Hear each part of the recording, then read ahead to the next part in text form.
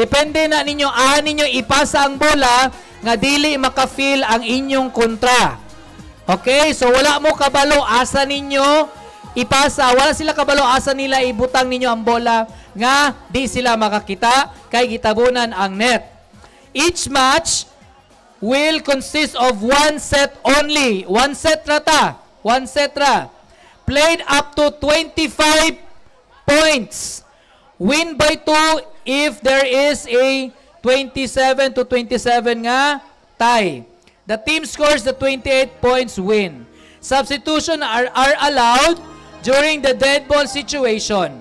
A team that fails to report within 5 minutes of the scheduled time will forfeit the match. So, same pagyapon ng sequence ma'am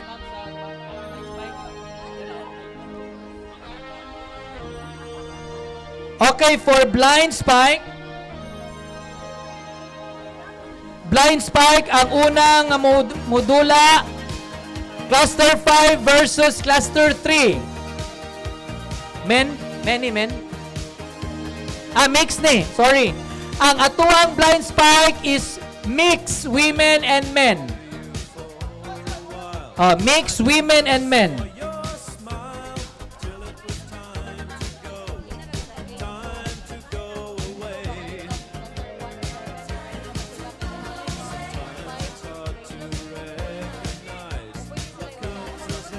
Okay. Si cluster 5 ningdula na mugod ni silang una sa Giant Beach Volleyball. Ready na ba ang atong cluster 1 versus cluster 7?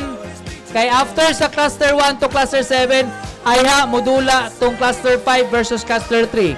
So atong ilisa ng schedule, ninghangyo sila nga pwede ba mauna ang cluster 1 versus cluster 7. Cluster 1 versus cluster 7, are you ready? Mga ang cluster 1, taga Red Cross. Asa mga red team? Red team. Ready na inyong players, cluster 1. Cluster 7, I believe, katong mga pink. O tama, pink. Ready mo? Pakita lagi, pasintotog baroy. Cluster 1 and cluster 7 ang unang mo dula.